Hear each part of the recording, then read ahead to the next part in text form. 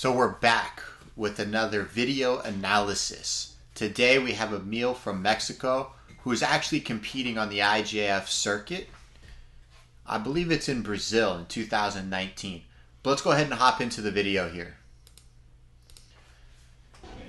So here's Emil's video. And let's see what we got. So he's competing against Saudi Arabia. Okay, the guy's about 200 ranking points ahead of him. And let's see what we got. So we got a right-on-right battle. Okay. Well, the first thing that I initially have a problem with is there's no real gripping involved, right? Like it's hard to tell because she's standing in the way of the video feed here, but it basically looks like you walk out and yeah, we're like 50-50 here in the grips. I think another important thing to pay attention in the video is what the Saudi Arabian player did right at the beginning, because right here he's actually in a left-handed stance, right? If I pull up a little arrow here, like you can see that this foot here, his left foot is forward. He's indicating that he's a left-handed player. So it's quite possible that you thought he was a lefty, and so when you posted with your right hand, he just makes this quick switch right here, and now he just turns out to be a righty. So it happens. It's the first exchange. What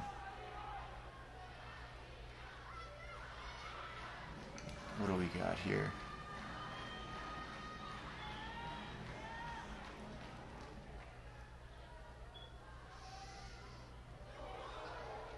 Oh, that was a very big shot. Let's take another look at that.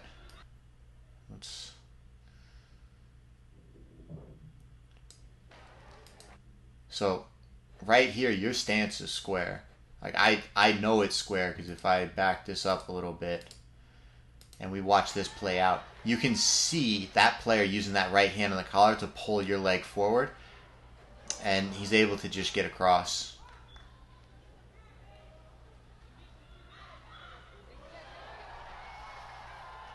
See here. There you go, starting in that left-handed stance again. Now, when you're in this situation, and I get asked this question all the time, okay? I'm going to change it back here just so that we can understand. So I get asked this all the time, and I want you guys to kind of see me while I'm talking about this, because when you're in a match and you know that your opponent is trying to throw you to one particular side, whether that be to the right or to the left, that determines how you fight that opponent. Regardless of the stance that he's in, you cannot let it confuse you. So we know that he came out in a left-handed stance for the first exchange, right? So when he comes out for that second exchange, how do you think we're supposed to fight him? As a lefty or as a righty? Because he tried to throw us like a right-handed judo player, we fight him like a righty. So let's jump back here into the video. And let's bring it forward again here. Now that our opponent is in this particular situation where he's got that left foot forward, and the question becomes, well, if he is standing like a lefty and I'm supposed to grip him like a righty, what should my first grip be? And for me, it's always been a cross grip. Take that right hand and throw it right across and get to his right side collar here so that you can protect that shoulder and you can start moving him. Once you grab his gi, 9 times out of 10, they'll go to their normal stance, which would, in this particular situation, be right-handed. I would assume. I've never seen the video, but I'm going to assume that he's not throwing to the left.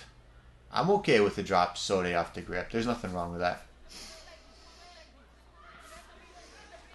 Did they score that last throw? They did. Okay, so he's got a Wazari on the board here.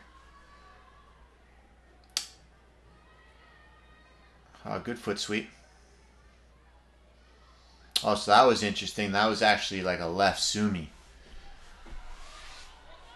So maybe the Saudi Arabian player does go both ways. It's hard to tell. I don't really know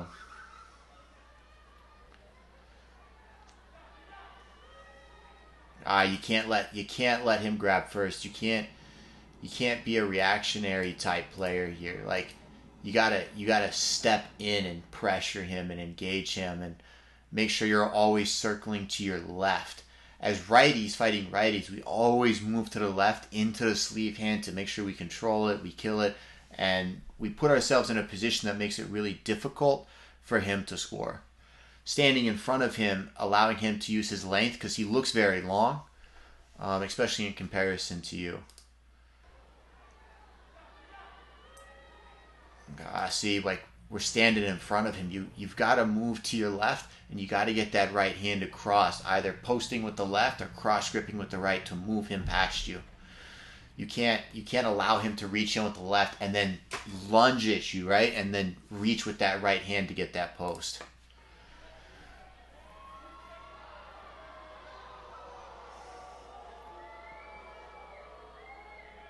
That's not good. That's not good.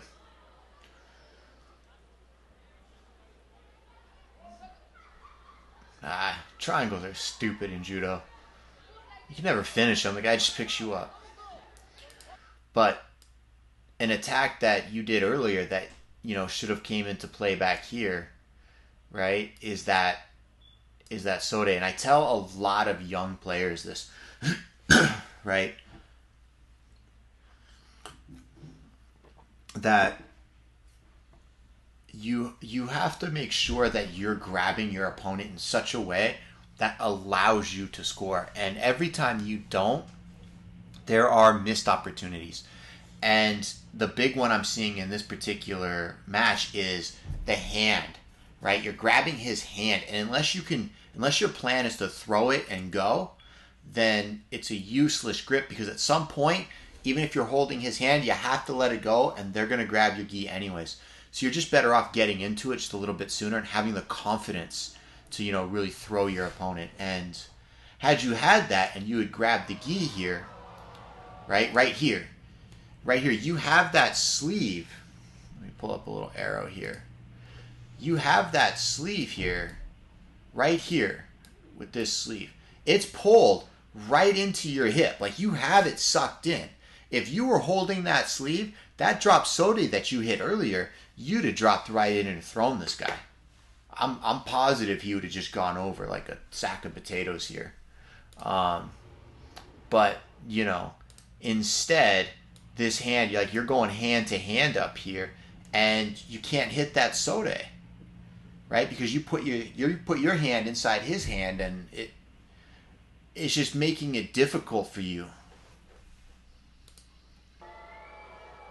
And then he ends up, throwing it over once he lets go of you or you let go of him.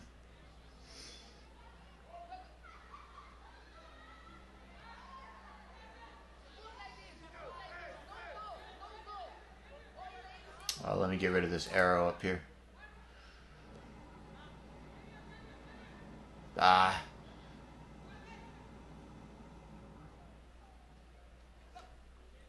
Pause.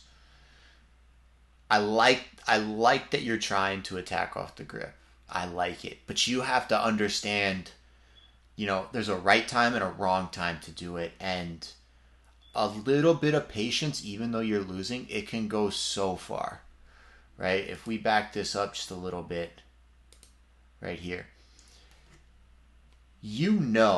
that this kid is a righty, right? The only throw he's done so far to the left has really been a sumi. Like, he kind of stuck his leg in Uchimata, but that's not really a threat, so it's not something I would be overly concerned about. When you have two hands on the gi, and he has two hands on the gi, he's predominantly a right-sided player. And if I was in this match, I would assume that his hand here, right here, this one, would eventually just come off. So when you have your two hands collar sleeve grip and he's posted on your chest, you should wait for that left hand to come off the gi, and that's when you hit your drop seo, right? Because then it's two hands to his one in an offensive position. Instead, you rush the attack and you do a two-handed throw while he has two hands on the gi, and it just it ends up being lackluster, right? We come back up. Oh, that was some good movement. So I like the movement. That was nice. Like, let's back this up just so that people can see it again in case they missed it. Right? Right here, your posture. But right here, you stand back up and you're going to take that right hand. You're going to create some action with it so that he can't see anything coming. And you'll see the player, he'll just kind of sink. Right? The Saudi Arabia player is going to go, oh, I don't like this. And he starts to bend at the waist and he starts to sit back a little bit. Let's see here. There. See, like, you see how, like, that shake, you look how upright you are, right? You're pretty much vertical here, and that player's starting to freak out. He's starting to bend. When you see that happen, he is bending because he thinks that you're shaking that to throw him forward. 9 times out of 10, if you take that right leg and you get it all the way across his body into like a Seo Toshi, Seo Osoto, Seo kind of drop Seo with the leg to the outside so that he stumbles over it, your chances of scoring later in the match go up. And it's something that you should probably add to your game, because had he had to trip over your leg, you probably could have ran that over for Wazari, if not Ippon. Oh, he should be dead to rights here. Oh, you can't miss those opportunities. But we got 2 minutes. Let's see what happens.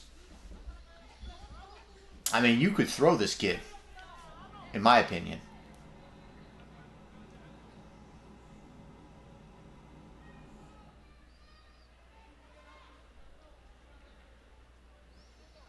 You're back to that hand grabbing, though. We can't do that. Grab the gi. There you go. Get some stand up action with the right hand. Good posture. Let's go.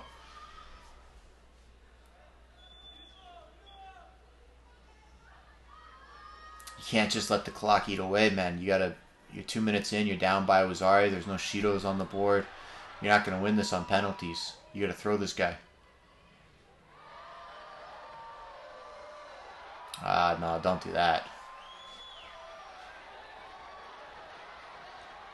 See, like, let's just back this up a little bit, all the way back to that original throw, right? I'm not going to back up on the tape, but just so that you guys can understand. When something's working, you don't want to just change it because you didn't get the results you wanted, okay? Let's make sure that you guys all understand here that just because you didn't score this time doesn't mean it's not working, okay? Emil, when you stood up and you shook that right hand and you had 2 hands on the gi and you came across for that throw, like, you knocked him down and almost ran him over. That's a good, solid attack. There's no reason why when you get 2 hands on the gi, that right hand shouldn't start shaking, and then the next attack, you just make a little bit of an adjustment, and there's a good chance that you're going to score, right? Don't just go, it didn't work, so I got to do something else. You want to be able to go back to it and really drive that home so that he's playing so much of a defense to it that it just clearly opens up a door to the other side, and then you can score. If not, score with the original throw.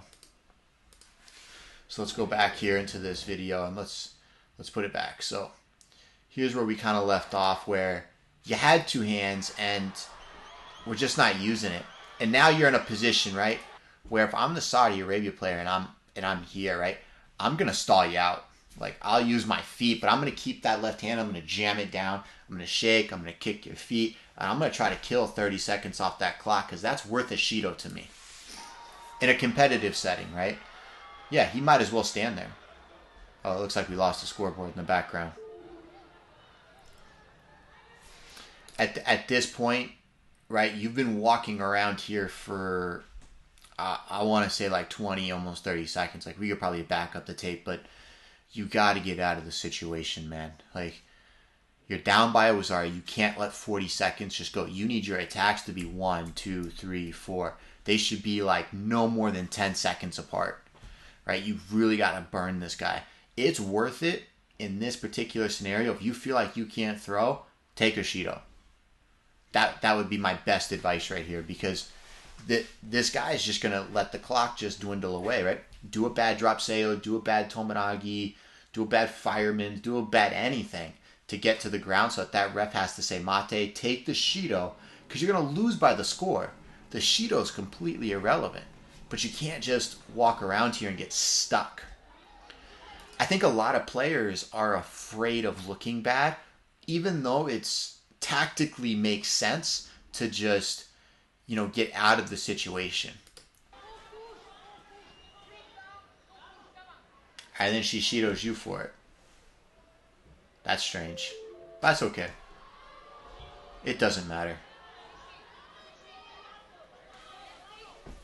You got to score to win in this particular situation. And he's still, that Saudi, like, look, he's still in that left-handed stance. And he's able to do that because you haven't punished him by treating him like a true right-handed player. That cross grip's got to come into play. You had some motion again.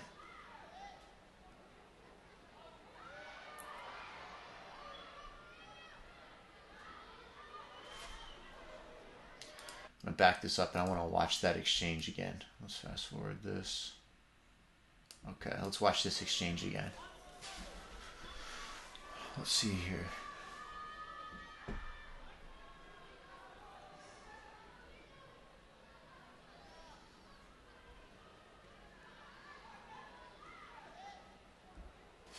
Okay. So, in hindsight, right? Just looking at the scenario, if we remember where we are here in the match, we could go all the way back to the beginning when you did a drop seo, and he also tried a left sumi, if I remember correctly. And right now, every time you see him to drop and he's still on his feet, he tends to reach down your back and put that foot in and try to do a sumi. And, it's not the smartest thing in the world to do what I'm going to say, but I'm going to say it anyways. And it's never plan A. So don't assume that you should walk out there and in the first exchange try to do this. But I'm seeing like a common thread of the Saudi Arabia player trying to do sumi, and it leads me to believe that you could just counter his attempt. And what I mean by that is, if we back this up right here, and we hit pause and we come back up, right here you could throw him, right? Like he's halfway. Had you come up, let me back this up just one more second. Boop, boop, boop, boop, boop. I'm going too far. Yeah. Let's back it up right here. Okay. So if you could basically, let's grab my arrow again. If you could take that leg with the mentality, right, of I gotta score. Somebody's got to get thrown because the match is really drifting away. You've only had really one shot the entire fight to actually score with, and it was a good drop seo. But now it looks like the Saudi Arabia player, he's on to you, right? Like you're going to try to throw him with drop seo. So if his answer, the Saudi Arabian player, if his answer is to grab your back, scoot around to the front and do sumi, you want to be ready to counter that. So off your drop seo, when you come up, that right foot should be sweeping. Dayashi, switch, Taniatoshi, any kind of like backwards throw, because he's going to be kind of sitting. And if we watch this video and you pay attention to this right leg, if I play pause, right here, if you got up with the anticipation of driving to that back corner, you would have stumbled to him and probably scored. Instead, you kind of just didn't really want to engage, and we're stuck.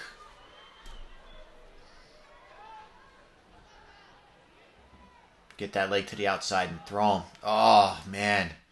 You can't pass up these opportunities. They're right there. Look at where he's at. Look at where these feet are, right? He's on the corner. He's on the corner of this tatami. This is a meter. That's basically a little over 3 feet here, right? Pause. 1, 2, 3. Look at where that foot is now. Look at this. He went from Where's my other arrow? Up left. There you go. He went from this corner all the way to here. Look at the distance he had to travel. That is him walking into your judo. As a right-handed player, if I'm shuffling to my left, that means my opponent's shuffling to his right, which means if I put my leg to the outside and I turn my shoulders, I'm going to throw him. We can't just allow our opponents to shuffle that way without punishing them every time. You got to take, like the clock is dwindling down, we got to take every opportunity to score.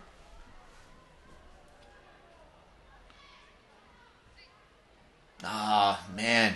The switch is there all day. All day. Back it up again. Look at the guy circles out. Circles out. You have two hands. 1, 2. Pump forward, go back. He's sitting on that drop sail. Ah. And then he catches it. Oh, he caught it.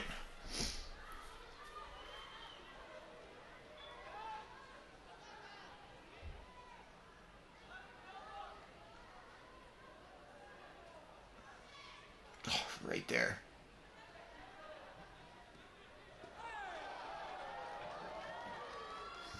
I mean, I think the main reason why he got that one versus the other one, if I back this up a second, right there, is, you know, he's actually holding on to your belt.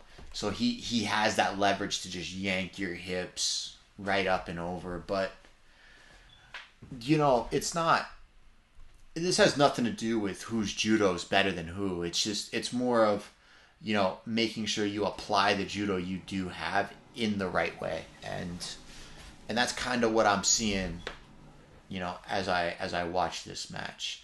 I think you just need to kind of learn how to apply your judo a little bit better and make sure your attacks are timed properly, because no matter how good your technique is, if it's not applied at the right time, it's just going to look bad. It's never going to look as pretty as it should, right? You could have perfect uchikomis, perfect nogi komi, but when you compete, your timing and when you do your throws could be off, and that's kind of what I'm seeing here, because I'm seeing all these opportunities. You're just 2 steps too late, or you're a step too early. You kind of need to find that sweet spot of making sure it's timed correctly. But yeah, so that's kind of what I'm seeing in the video. Let's just try to, you know, get those attacks timed properly. You know, I'd really suggest, you know, doing a lot of moving uchikomis, a lot of moving combinations where your partner is shuffling and you're shuffling your partner in a specific direction and then attacking off the move. And what I mean is, don't just stand in one spot and move in a circle, right? You want to make sure you're sliding to your left. What do you do when you slide to your right? What do you do when you slide at the back angle to your left, back angle to your right, forward angle to the left, forward angle to the right, you know, straight forward, straight backwards, and make sure you can attack at all those different angles, because this guy is shuffling 2 or 3 times without ever being stumbled or really seeing anything from you. And apart from that, the other thing that really threw me off in the video was I didn't see any gripping. It was basically, let's just walk out there and grab the gi and then try to make it happen. You know, I saw glimpses of like real judo. Like I saw that posture, I saw that handshaking, I saw the motion, I saw the whip in the shoulders into the throw. I just didn't see enough of it. And I think that's because you probably felt like you couldn't get to him because he's a longer player. He's backed up a lot. He's climbing all the way in. He's pushing you all the way away. And I get it. Like, I've been there. It's a real struggle. But at the same time, with a little bit of gripping, a little bit of, like, controlling of, like, his body with the grips, I think you'll get into your judo a lot more, and this kind of stuff won't happen again. But there you have it, guys. I hope you really enjoyed that. Again, if you want your videos reviewed and broken down by me, I've changed the email address from before. It is no longer the email it was. Send all of your videos that you'd like to have reviewed to videos@judosilencer.com. I got some things in the works for everybody. Big things coming, so stay tuned. And if you really enjoyed the video, make sure you guys subscribe to the channel and hit the little bell. Thank you very much.